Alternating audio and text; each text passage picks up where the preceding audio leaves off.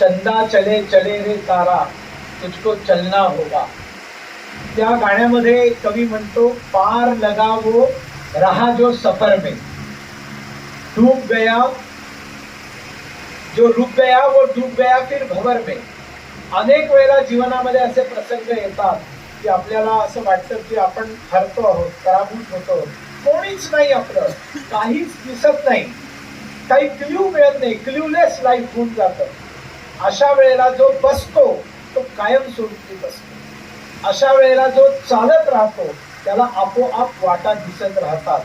आणि अशा प्रकारे अनेक संकट जीवनामध्ये आलेली असताना त्यांनी आपल्या जीवनामध्ये ते चालत राहिले, किशोरांना आणि निर्मळ परिवार, आणि त्याच्यामुळे ते या यशापर्यंत जाऊ शकले. हे लेखकांनी खूप सुंदरपणे सांगितलेलं आहे. एका अर्थाने एका कर्मयोगी अशा परिवाराचं चरित्रपथन हे पुस्तक आहे. नितीन गडकरीजी म्हणतात,